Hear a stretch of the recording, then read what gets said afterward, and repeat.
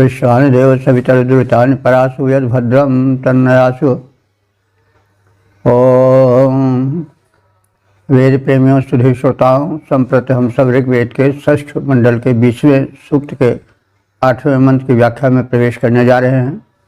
मंत्र दृष्टा ऋषि बारहस्पत्य भरद्वाज, छंद त्रिष्टुप, देवता इंद्र। शीर्षक है इंद्र का अनुलंघ्य आदेश। अब संबंधित मंत्र का सर्वप्रथम सस्वर पाठ हो जाए। सवेतसं दशमाजं दशोऽडिं तोतुजिमिन्द्रस्वभिष्टिसं नः आतुग्रं शश्वति भञ्जोतनाय मातुर्नसेमुपसृजा यद्धे। इस 8वें मंत्र में इंद्र द्वारा जो राजर्षि एक द्योत नाम के थे, द्योतन, उनसे और असुरों से संग्राम छिड़ गया। इंद्र देव शक्तियों के सहायक हैं, आर्यों के सहायक हैं, असुरों के विनाशक हैं, क्योंकि असुर शक्ति यज्ञ विरोधी है, विकास में बाधक है, शक्तिशाली होते हुए भी अनयरत है। इसलिए इंद्र ने जो आर्य नृपति थे द्योतन, उनकी सहायता की, उनको विजयी बनाया। और जो असुर सरदार थे, वेतसु, दशोण, तुतुज, तुग्र, इभ आदि, उन्हें शरणागत होने हेतु बाध्य कर दिया। तो इस प्रकार से इंद्र का वह रूप जो आसुरी शक्तियों के दमन में और देव शक्तियों के उत्थान में लगता है, उसकी झलक है। और इंद्र का अर्थ राजा भी होता है, शासक। तो उनके लिए संदेश है कि वे भी जो आसुरी शक्तियां हैं, निगेटिव एनर्जीज हैं और सुख शांति में, समृद्धि में बाधक हैं, उनको नीचा करें, शक्तिहीन करें, और जो देव शक्ति के प्रतीक रूप में शासक हैं, उनके शरणागत होने को बाध्य करें आसुरी शक्तियों को। तो इसी भाव को स्पष्ट करने वाला यह मंत्र है।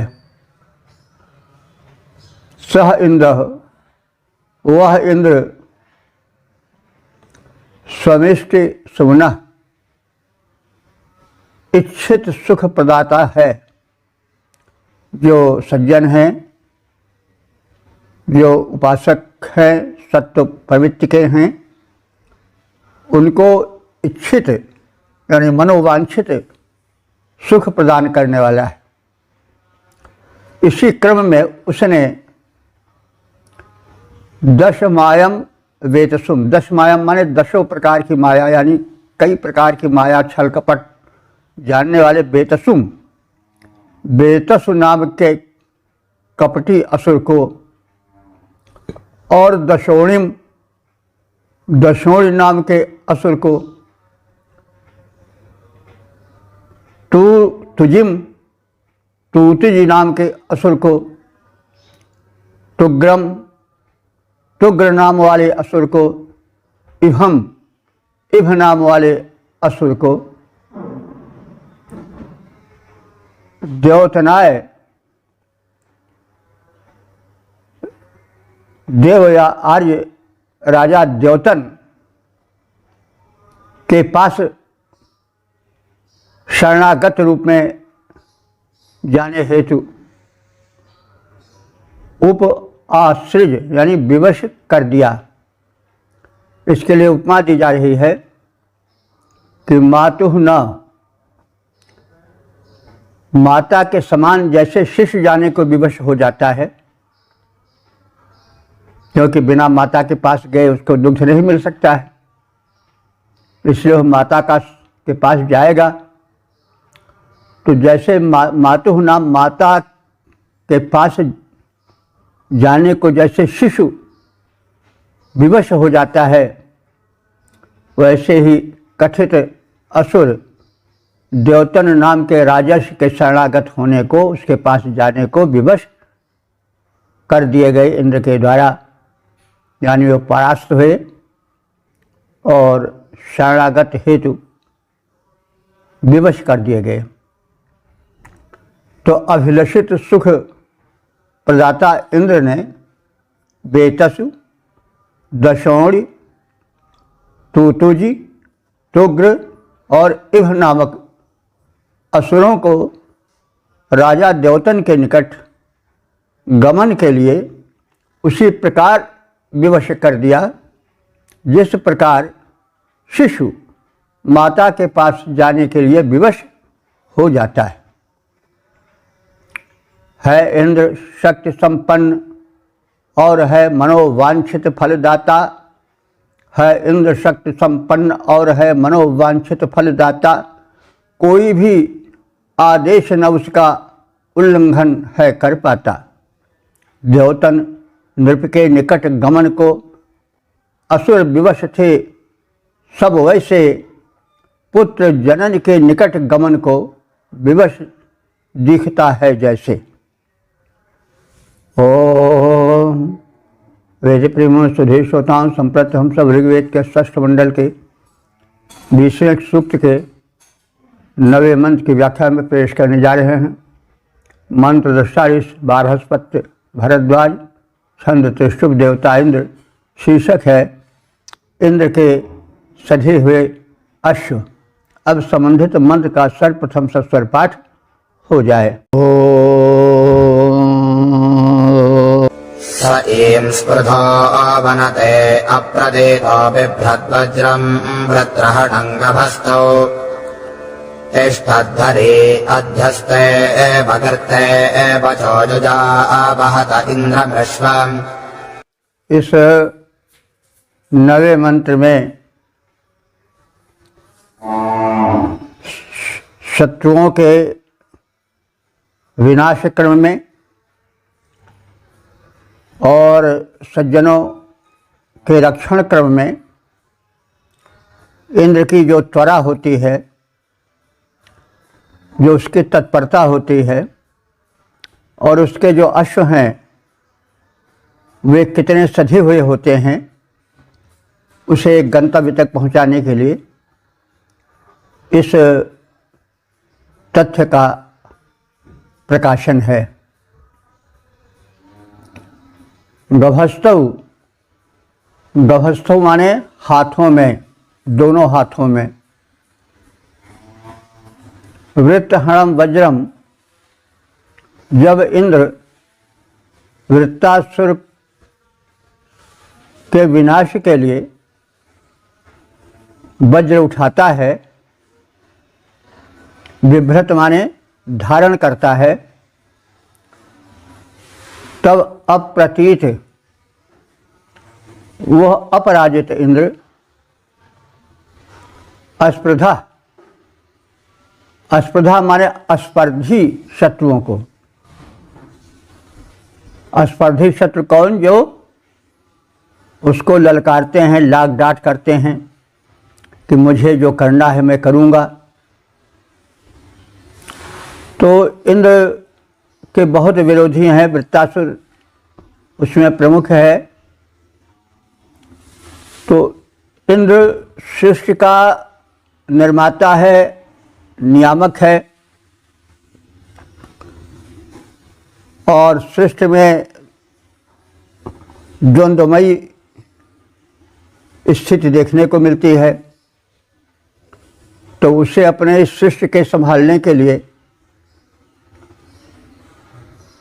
जो सत शक्तियाँ हैं जिनसे सज्जन प्रेरित रहते हैं और जो असत शक्तियाँ हैं जिससे दुष्ट राक्षस असुर आदि प्रेरित रहते हैं, तो उनके संघर्ष स्वाभाविक हैं।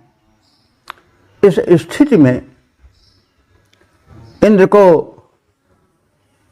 व्यवस्था के क्रम में अपना वज्रास्त्र जो कि अमोघ है उसको उठाकर आगे बढ़ना पड़ता है। तो असुर मारि थापहि सुरन राखहि निज श्रुत सेतु, वही बात है कि उस परम शक्ति का काम ही है कि वह आसुरी शक्तियों का विनाश करे और सूर्य शक्तियों की स्थापना करे। तो इतना बड़ा ब्रह्मांड है, इतनी बड़ी पृथ्वी है, इसमें तो फिर निरंतर संघर्ष है। इस स्थिति में इंद्र को निरंतर सजग रहना पड़ता है, इसलिए वह अपना वज्र धारण करता रहता है, अपना वज्रास्त्र जो अमोघ अस्त्र है। और वह इंद्र अप्रतीत है, अपराजित है। इसलिए जब अस्पर्धा माने उससे अस्पर्धा रखने वाले, लाग डांट करने वाले, उसको ललकारने वाले शक्ति उसे ललकारते हैं, चुनौती देते हैं कि मैं जो करना है वो कर रहा हूँ, जिसको इच्छा हो हमको रोके, तब फिर इंद्र वनते माने उनको विनष्ट करने के लिए तत्पर हो जाता है और रथारूढ़ होता है। इसके लिए उपमा दी गई है कि अस्तः इव गर्ते, जैसे कोई वीर योद्धा अपने रथ पर आरूढ़ होता है, वैसे ही इंद्र भी हरि माने अपने दोनों घोड़ों को रथ में जोड़ते हैं। और वे घोड़े कैसे हैं? सधे हुए हैं और संकेत मात्र से रथ में जुड़ जाते हैं। तो ऐसे सधे हुए अश्वों से खींचे जाने वाले रथ पर इंद्र अधितिष्ठत आरूढ़ होता है। वधो युजा, और जो उनके अश्व हैं वो बचो युजा, बचो माने वचन से ही रथ में जुड़ जाने वाले हैं। कोई उनके साथ छेड़खानी नहीं ज़्यादा करनी पड़ती।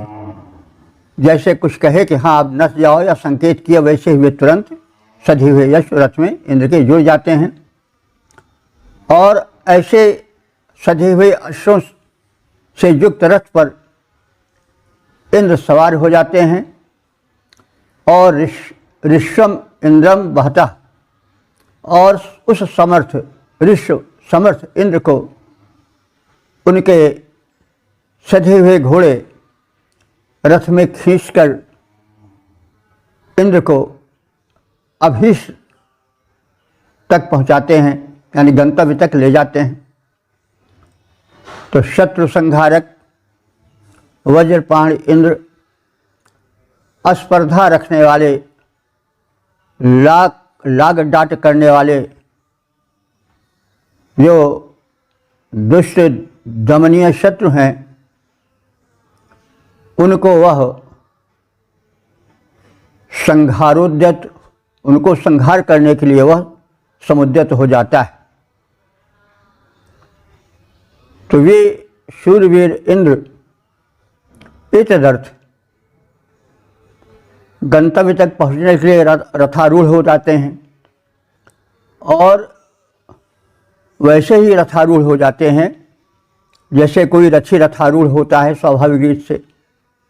और उनके सधे अश्व शब्द मात्र से रथ में जुड़ जाते हैं और संकेत पाते ही वे गंतव्य की ओर चल पड़ते हैं और इंद्र को गंतव्य तक पहुंचा देते हैं, जहां पहुंचकर उन्हें यज्ञ को सफल करना होता है, अथवा कोई प्रबंधन करना होता है, अथवा आसुरी शक्तियों का विनाश करना होता है।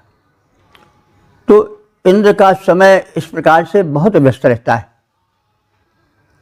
कहीं यज्ञ में पहुंचना है, कहीं आसुरी शक्तियों का दमन करना है, कहीं सृजन करना है, कहीं संहार करना है।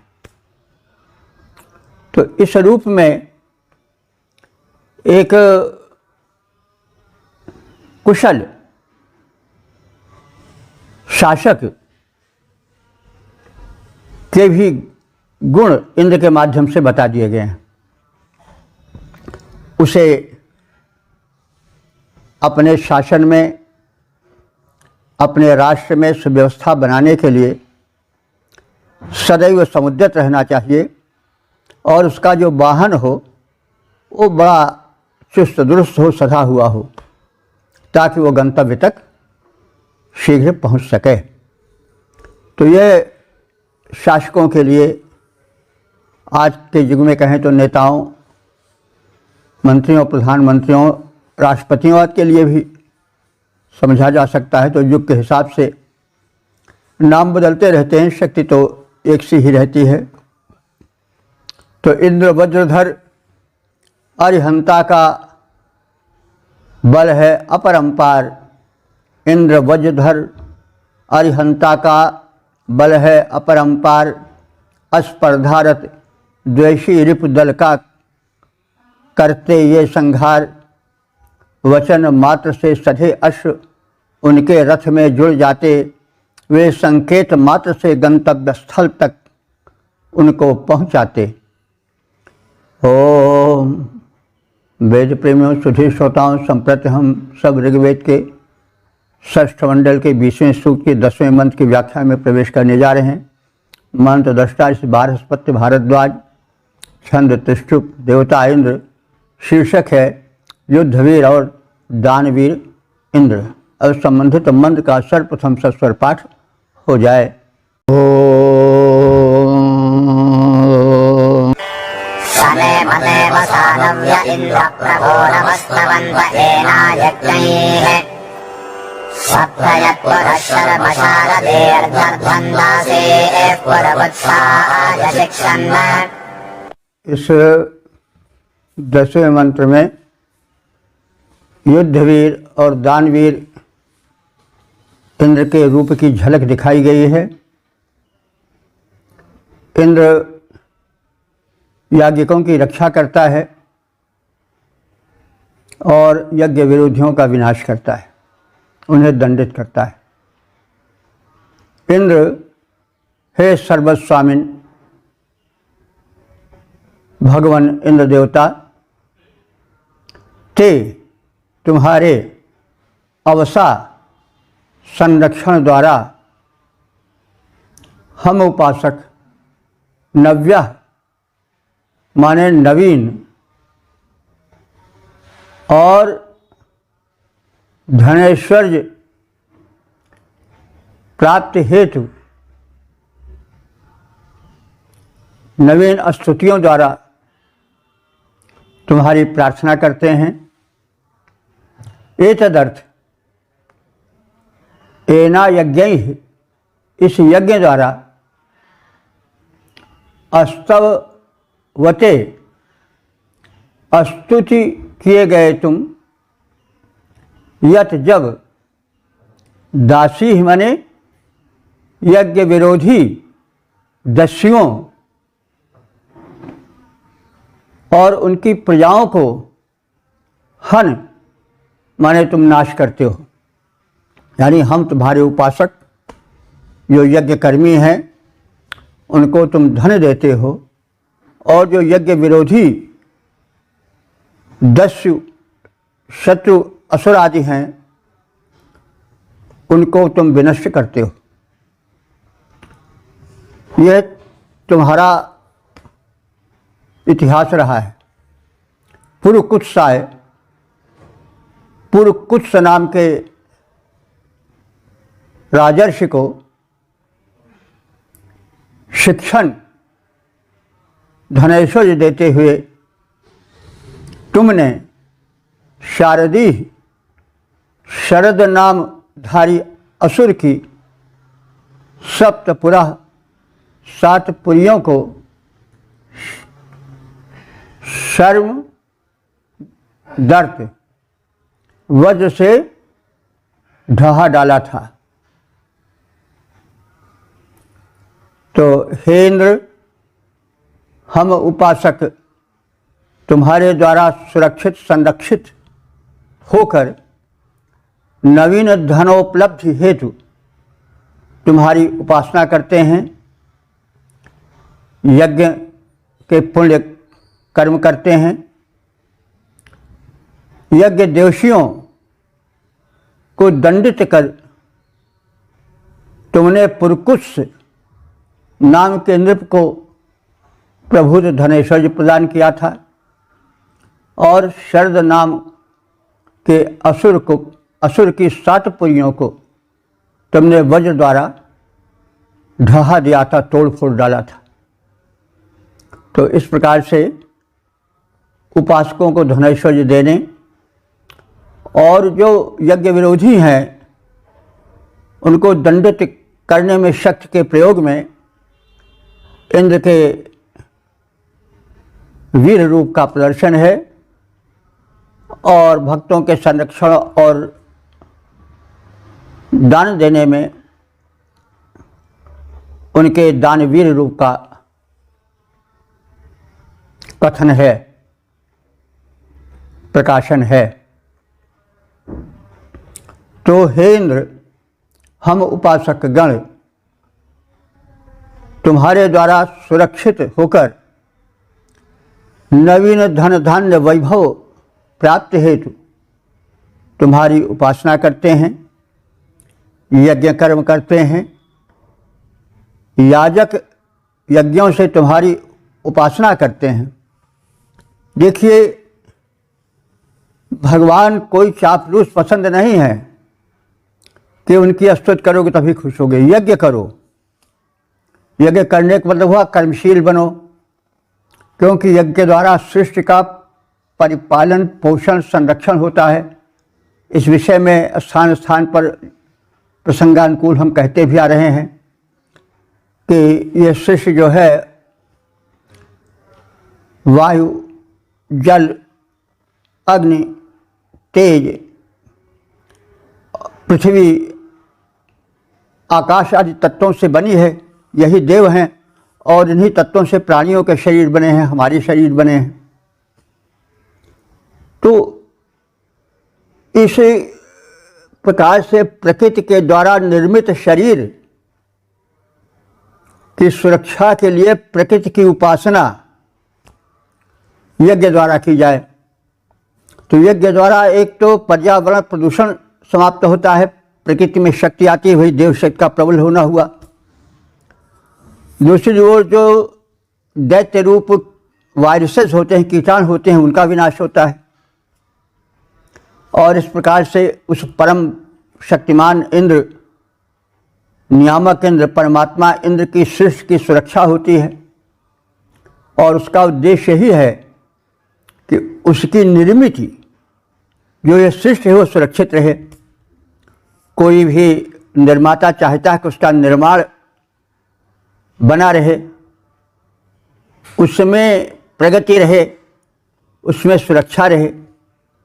तो जो यज्ञ करता है, यज्ञ में श्रेष्ठतमं कर्म, यज्ञ जो है प्रत्येक श्रेष्ठ और उत्तम कर्म यज्ञ है। यहाँ तक कि हम जो कुछ हो पा रहा है वेद की व्याख्या, उसके अर्थ को स्पष्ट करते हैं।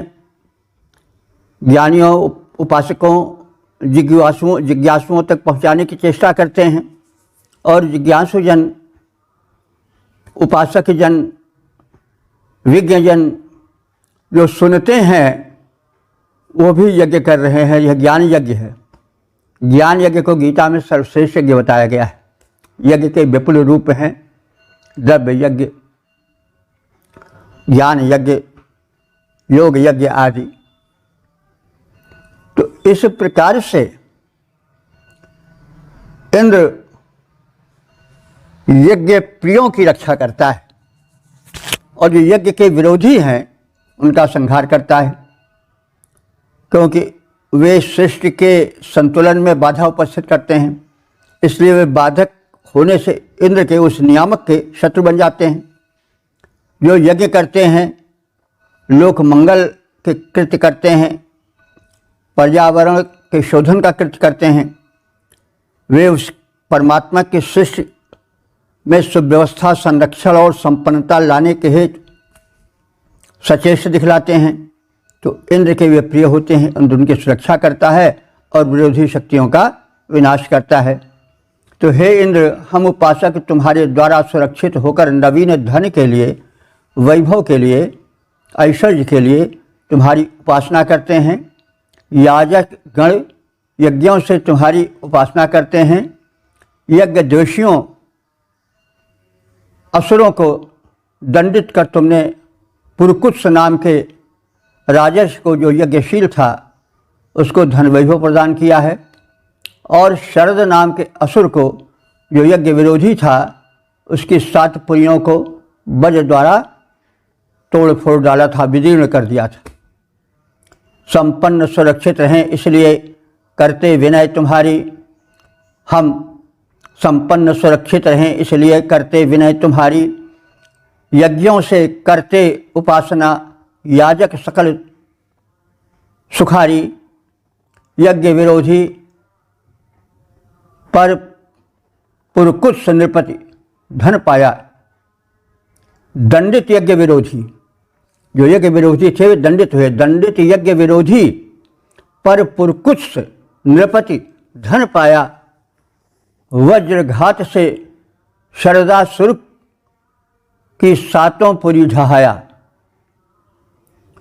ओम वेद प्रेमियों, सुधीर श्रोताओं, संप्रति हम सब ऋग्वेद के षष्ठ मंडल के 20वें सूक्त के 11वें मंत्र की व्याख्या में प्रवेश करने जा रहे हैं।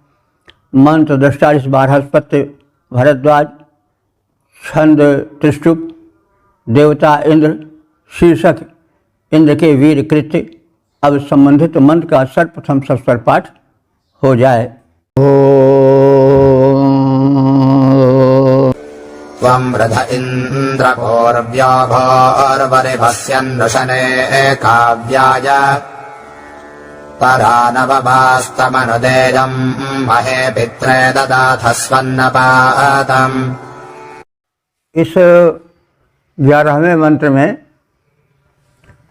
इंद्र के लोकोपकारी, जनहित में होने वाले रक्षण कर्म एवं निर्माण कार्यों की चर्चा है। इंद्र, हे सर्वस्वामिन संरक्षक इंद्रदेव, त्वं पूर्व्यः, तुम पुराण पुरुष हो, यानी तुमसे पुराना पुरुषार्थ युक्त और कोई शक्ति नहीं है। तो इंद्र को जैसा हम कहते आए हैं कि ऋग्वेद में सर्वशक्तिमान परब्रह्म परमात्मा के रूप में देखा गया है। तमादि देवा पुरुषा पुराणा, कृष्ण आदि के विषय में कहा गया है, राम आदि के विषय में। लेकिन ऋग्वेद वह विशेषण इंद्र के लिए प्रयोग करता है कि तुम पूर्व्य, हे इंद्रदेव, तुम पुराण पुरुष हो। पुराणों में गाए जाने वाले अथवा सबसे पहले पुराने पुरुष हो। पुरुष सूक्त में जो पुरुष है वही सर्वप्रथम हुआ और उसी से सब कुछ विकसित हुआ, तो वही पुराण पुरुष। तो तुम पुराण पुरुष हो, आदि पुरुष हो, और तुमने लोकोपकार में कार्य किया है। कवि उष्णा के पुत्र का अपहरण हो गया था और एक राक्षस के हाथ से उसका उद्धार करके तुमने उन्हें प्रदान कर दिया था। इसका कथन है काव्याय माने कवि के पुत्र। और जो कि उष्णा का था, उष्णे के लिए, उष्णा जो थे वो, वैसे शुक्राचार्य को उष्णा कहा जाता है। चतुर्थी है संप्रदान अर्थ में उष्णे। उष्णा के लिए काव्याय माने उन कवि उष्णा के का जो पुत्र होगा वो काव्याय होगा। कवि का पुत्र काव्याय का, कवि का पुत्र काव्य है। तो यहाँ पर काव्य उसके पुत्र के लिए आया है, नाम तो नहीं दिया गया है। तो उष्णा के पुत्र को जो किसी कारण से उनसे विलग हो गया था, उसको तुमने नववास्तव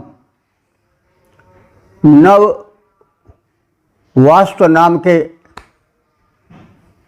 दैत्य के हाथ से छुड़ा करके महे पितरे तुझ महान पिता को प्रदान किया था। परा ददाथ उसे लौटा दिया था उष्णा को। और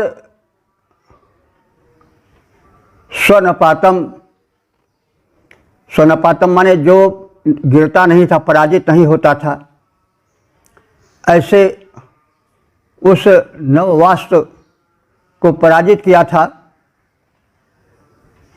और पराजित करके उसके द्वारा अपहृत उष्णा के पुत्र को उष्णा जो महान पिता थे उनको सौंप दिया था। अथवा इसका ऐसा भी अर्थ हो सकता है कि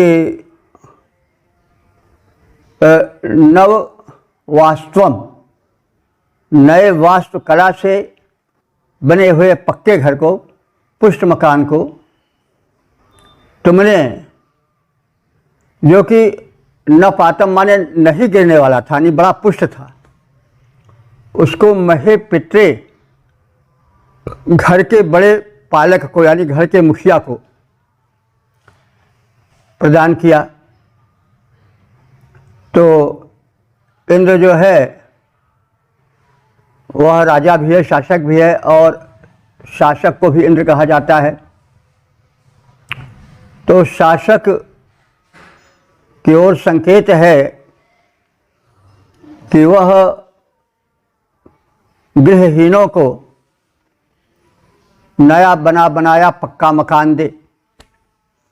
जैसा आज के शासनकाल में सुनाई पड़ता है कि भाजपा द्वारा लोगों को दिया जा रहा है बना बनाया मकान। तो इसका संकेत ऋग्वेद में भी कर दिया गया है कि जो सशक्त राजा है उसका यह धर्म है कि वह नववास्तु उधर तो आया है, एक राक्षस का नाम था, लेकिन नववास्तु माने नई वास्तुकला से निर्मित नए घर को, महे पितरे माने उस घर के, पित्र माने रक्षक, जो बड़ा रक्षक हो यानी जो घर का मुखिया हो, उसको वो जो इंद्र है, शासक है, वो प्रदान करे, गृहहीनों को घर दे। तो ये शासक की ओर भी अर्थ लगाया जा सकता है। हे इंद्र, धनेच्छु कविपुत्र उष्णा का कल्याण करो। तुमने नववास्तव नामक असुर का संहार किया था और शक्ति संपन्न उष्णा को उसका पुत्र समर्पित किया था। अथवा राजा के रूप में शासकों की ओर संकेत है कि वे धनहीन प्रजा को पक्का मकान जो नवीन वास्तुकला से, नवीन सुख सुविधाओं से सुसज्जित हो, उसको प्रदान करे घर के मुखिया को। इस प्रकार से राजधर्म का भी इंद्र के माध्यम से चित्रण किया गया है। किसी का पुत्र कोई अपहरण कर ले, जैसे होता है, आज भी, पहले भी होता था, तो राजा का कर्तव्य है कि उसके उपहित यानी अपहरण किए गए पुत्र को संबंधित व्यक्ति को सौंप दे और जो जिसने अपहरण किया उसको दंडित करे और गृहहीनों को नई वास्तुकला से युक्त पुष्ट पक्का मकान दे। तो इसीलिए तो कहा जाता है कि वेद जो है वह शाश्वत है, त्रिकाल बाधित है। यह पहले युग में भी उतना ही उपयोगी था जितना आज है, और आगे भी वैसे ही रहेगा उपयोगी। तो राजा का कर्तव्य बड़ा विस्तृत होता है, उसे संरक्षण देना होता है, दीनों को आवास देना होता है, और यही कुशल शासन का फर्ज है। यदि किसी का पुत्र अपहृत हो गया हो, उसको अपहरण कर लिया गया हो, तो राजा उसको खोज करके जो उसका पिता है उसको प्रदान करे। जैसे उशना के पुत्र को खोज करके इंद्र ने उस महान पिता को दिया था। उशना एक कवि थे। धन इच्छुक कवि सुत उशना का तुम कल्याण करो, उसके सकल अमंगल प्रद दुख और दारिद्र्य हरो। अथवा कल्याण किए हो, दुख दारिद्र्य को हरण किए हो, ऐसा भी अर्थ किया जा सकता है। नववास्तव असुर का बढ़कर था संहार किया, उशना के समक्ष उसके सुत को ला कर के दे दिया। ओम वेद प्रेमियों, सुधी श्रोताओं, संप्रति हम सब ऋग्वेद के षष्ठ मंडल के 20वें सूक्त के 12वें मंत्र की व्याख्या में प्रवेश करने जा रहे हैं। मंत्र दृष्टारित बारहस्पत्य भारद्वाज, छंद त्रिष्टुप, देवता इंद्र, शीर्षक है पराक्रमी इंद्र। अब संबंधित मंत्र का सर्वप्रथम सस्वर पाठ हो जाए। तव हत्यरिन्द्र विश्वमाजौ सस्तोधुरेचुमुरेजाहसिष्वप जेदयदित्तभ्यं सोमेभिः स्वन्वन्द्रभेदिरिद्धभृतिः पथ्या अर्कैः। इस 13वें मंत्र में जो समापन का मंत्र है, इसमें प्रबल युद्धों में विजय दिलाना केवल इंद्र के वश की बात है, और इंद्र जब प्रबल युद्धों में विजय दिला दें तो उपासकों का कर्तव्य है कि वे उस विजय प्रदायक इंद्र का विधिवत स्वागत सत्कार करें। तो यही बात इस मंत्र में बताई गई है। इंद्र, हे इंद्र, आजव, आजव माने युद्ध में। आज शब्द जो है वो युद्ध के लिए आता है। आजव सप्तमी एक वचन है युद्ध में। तो प्रबल युद्ध में तो तुम ही समर्थ हो, तुम्हारे ही समर्थ से, तुम्हारे ही प्रदत्त सामर्थ्य से विश्वम त्यत संपूर्ण विजय संभव है। और तुम्ही ने उस प्रबल युद्ध में प्रबल दैत्यों का संहार किया था। धुनि चुमुरी, जो कि धुनि और चुमुरी नामधारी प्रबल असुर थे जो अदम्य थे, उनको तुमने ही शिष्योप सस्तः संग्राम में मृत्यु की नींद सुला दिया था, यानी मार डाला था। जो इतने प्रबल थे कि किसी दूसरे के वश की बात नहीं थी। तो तुम्हारे इस विजय प्रदायक सामर्थ्य को देखकर प्रसन्नता पूर्वक जो स्वागत हुआ, उसका कथन आगे के शब्दों में है। तुम्हारे इस विजय प्रदायक कृत्य से परम प्रसन्न तुम्हारे स्वागत की जो तैयारी हुई, उसमें तुभ्यम, तुम्हारे लिए स्वागतार्थ सुन्वन माने सोम रस निचोड़ा गया, और पक्षी हव्यान पकाया गया, प्रोडाशाज पकाए गए।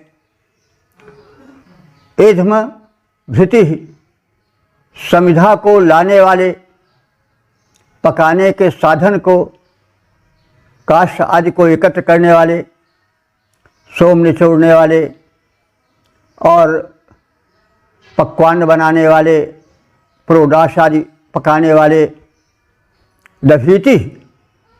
दभीति नाम के राजर्षि ने ये सब कृत्य सहर्ष संपादित किया। और सोमे भी सोम रस से यज्ञ संपन्न किया और अर्कई माने उत्तम स्तोत्र मंत्रों द्वारा दीदयत तुम्हारे यश का प्रकाशन किया, तुम्हें सत्कार दिया। हे इंद्र, युद्ध का संभालना सबके बस की बात नहीं है।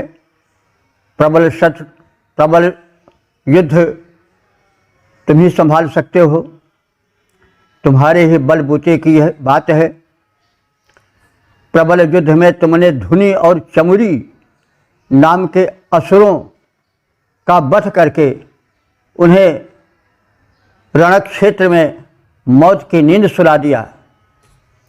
और तुम्हारे स्वागत में राजर्षि दभीति तत्पर हो गए। उन्होंने पकवान बनाए, खीर आदि, प्रोडाश आदि जो स्वागत के साधन थे उन्हें तत्पर किया। समिधा द्वारा अन्न जो वस्तुएं अर्पित की जानी हैं या की जाने वाली थी उनको पकाया, तैयार किया। और सोमरस जो कि तुम्हें परम प्रिय है उसको भी निचोड़ा। और इस प्रकार से राजर्षि दभीति ने प्रसन्न होकर तुम्हारे स्वागत में हव्य प्रदान कर तुम्हारा सत्कार किया। समर संभाल तुम ही सकते हो, कठिन समर संभाल तुम ही सकते हो। इंद्र तेज बलधाम धुनी चुमुरी का किया युद्ध में तुमने काम तमाम। अन्न पकाया नृपद दभीति ने किया सविधि तैयार। इस प्रकार से हव्य प्रदान कर किया तुम्हारा अति सत्कार। तो इस प्रकार से हमने ऋग्वेद के 6ठ मंडल के 20वें सूक्त के 13 मंत्रों की संक्षिप्त व्याख्या शब्दार्थ आदि से परिचय प्राप्त किया। अब तक ले जो मंत्र व्याख्यायित हो चुके हैं उनकी संख्या 4597 हो चुकी है। यह परमात्मा की कृपा, वेद भगवान की अनुकंपा और आप सब श्रोताओं द्वारा दिया गया प्रोत्साहन है। और परमात्मा की इच्छा से सब कोई कार्य हो पाता है। तो इस सूक्त में इंद्र की महत्ता का गुणगान किया गया है। इंद्र के शौर्य का, इंद्र के बल विक्रम का, उनके लोकोपकार का, उनके युद्धवीर रूप का, उनके दानवीर रूप का कथन किया गया है। और इस रूप में तमाम उदाहरण दिए गए हैं। नाम वाले जो उत्पात मचाते थे, यज्ञीय जीवन में बाधा डालते थे, सृष्टि में असंतुलन पैदा करते थे, उन राक्षसों का भी नाम दिया गया है जो यज्ञ विरोधी थे। और जो यज्ञ करने वाले भक्त थे, राजर्षि आदि थे, उनके भी नाम दिए गए हैं। तो कुछ लोग इतिहास से घबराते हैं, लेकिन ऐसा नहीं होना चाहिए। वेदों में इतिहास है, वेदों में युग है, वेदों में दर्शन है, वेदों में जीवन है, वेदों में सब कुछ है। और यह वेद मंत्र जो है कोई सामान्य नहीं है, ये ईश्वर परमात्मा द्वारा प्रदत्त हैं और त्रिकालदर्शी ऋषियों के द्वारा दृष्ट हैं और छंदोबद्ध किए गए हैं। तो यह सृष्टि जो है वह स्रष्टा की रचना है, वो परम शक्तिमान है, त्रिकालज्ञ है, ऋषि भी त्रिकालज्ञ हैं, तो वो सब भूत भविष्य वर्तमान को जानते हैं, तो इतिहास तो इन्हीं में लिपटा हुआ है। तो इसलिए पूर्व घटनाओं को जान लेना त्रिकालदर्शियों के लिए, परमात्मा के लिए कोई ऐसे आश्चर्य की बात नहीं है। तो इसलिए यदि इतिहास को देखा जाए तो कोई अनुचित नहीं होगा। और वेदों में इतिहास भी है, वेदों में भूगोल भी है, वेदों में समाजशास्त्र भी है, वेदों में रण कुशलता, रणनीति, समाज नीति, शासन नीति, राजनीति, धर्म नीति सब कुछ है। दर्शन है, कैसे व्यक्ति का जीवन हो, कैसे परिवार का जीवन हो, कैसे समाज का जीवन हो, कैसे राष्ट्र का जीवन हो, कैसे मानव कल्याण हो, कैसे विश्व कल्याण हो, आदि आदि बातों का प्रार्थना क्रम में कथन है। कोई ऐसा विषय नहीं है धर्म का, दर्शन का, कर्तव्य का जो वेदों में छूता हो। हाँ, भाषा कठिन है, अभिव्यक्ति की शैली कुछ बंकिम है, जो कि प्रारंभ में वेदार्थ में प्रवेश के लिए बाधक सिद्ध हो सकती है, लेकिन प्रभु की अनुकंपा से यह कार्य हो रहा है, तो इसको सुने।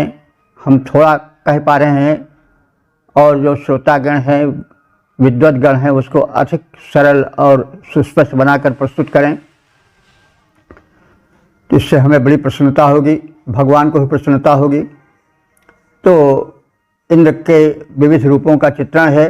वास्तव में इंद्र जो हैं वो इस सृष्टि के नियामक हैं, संरक्षक हैं। उनकी यह रचना सुरक्षित बनी रहे, फले फूले, इसके लिए जो विरोधी शक्तियां हैं उनका वे दमन करते हैं, वही उनके शत्रु हैं। वैसे परमात्मा का कोई शत्रु मित्र नहीं होता, लेकिन उसके कृत्य में जो बाधा डालता है, उसके शासन में, उसके नियमों को जो तोड़ता है, वो दंडित होता है उनके द्वारा। तो इंद्र के रूप में एक कुशल शासक के भी लक्षण दिखाए गए हैं इंद्र विषयक मंत्रों में, सूक्तों में। इंद्र को संकट से उद्धार करने वाला बताया गया है, विजय दिलाने वाला बताया गया है, क्योंकि वो सर्वशक्तिमान है। और इंद्र का स्वागत भक्तों ने, यागिकों ने, राजर्षियों ने किया है और होना भी चाहिए। दोनों का कर्तव्य है, राजा प्रजा की रक्षा करे और प्रजा भी राजा की प्रशंसा करे। यह मनुष्य में कमी भी होती है, प्रजा में भी कुछ कमी होती है। राम ने कितना शासन चलाया, प्रजा को संतुष्ट करने के लिए, प्रजा के रंजन के लिए उन्होंने अपनी पत्नी तक को त्याग दिया, अपने सुखी राज्य जीवन को त्याग दिया, कष्ट उठाए। लेकिन प्रजा में कुछ ऐसे भी अभागे थे जो संतुष्ट नहीं हो पाए। अंत में राम को मानसिक क्लेश हुआ, उन्हें गुप्तार घाट में जल समाधि लेनी पड़ी। तो चापलूसों की कमी नहीं है, कुछ ऐसे भी कुतत्व हैं प्रजा में, उन्हें भी अपने कर्तव्य का बोध होना चाहिए। कोई एक सज्जन विद्वान कह रहे थे कि अब हमने सुना, कहीं पढ़ा तो देखा नहीं, कि जब राम आए तो चापलूस तो बिगाड़ ही देते हैं काम। तो पहुँचे, कह रहे भगवान आप नहीं थे तो ये साधु सन्यासी हैं भरत, वो भी दूर बैठे थे, नंदीग्राम में तपस्या कर रहे थे।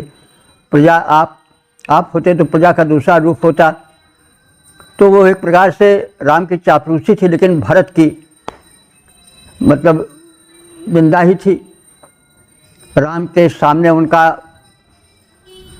वह कुशल रूप नहीं दिखाया गया जो उन्होंने शासन में दिखाया। भले वो साधु सन्यासी थे, लेकिन शासन में कहीं अन्याय नहीं होने पाता था। तो कहा जाता है कि उन्होंने श्राप दे दिया कि जाओ, यह भूमि कभी फल फूल नहीं सकेगी। तो ये हमने इस क्रम में कहा कि ये जो चापलूस होते हैं ये काम बिगाड़ भी देते हैं, और प्रजा का भी कर्तव्य है कि मूल्यांकन करे। यदि कोई शासक सही है, प्रजा का या लोक का रंजन कर रहा है, रक्षण कर रहा है, तो उसकी प्रशंसा में किफ़ायत न करें या कुछ अपनी अहमन्यता जताने के लिए या विशेषता जताने के लिए विरोध न करें, ऐसी बातें न करें जैसे रजक ने किया था अयोध्या के, सीता पर लांछन लगाया था। तो ये सब प्रजा की और भी कुछ कमज़ोरियाँ होती हैं। तो वेद में संकेत किया गया है कि प्रजा के भी कर्तव्य दिखाई दिए गए हैं कि प्रजा को चाहिए कि राजा का स्वागत करे, सत्कार करे, जैसा दभी इत्यादि और तमाम लोगों के द्वारा बताया गया है कि इंद्र का स्वागत भिन्न भिन्न प्रकार से राजर्षियों ने किया। तो प्रजा और राजा दोनों मिलकर इस सृष्टि की फुलवारी को सजाएं, धरती को स्वर्ग बनाएं। तो इस अनुरोध के साथ साथ हम वाणी को विराम देते हैं। ओम सर्वे भवन्तु सुखिनः, सर्वे सन्तु निरामयाः, सर्वे भद्राणि पश्यन्तु, मां कश्चित् दुःख भाग् भवेत्।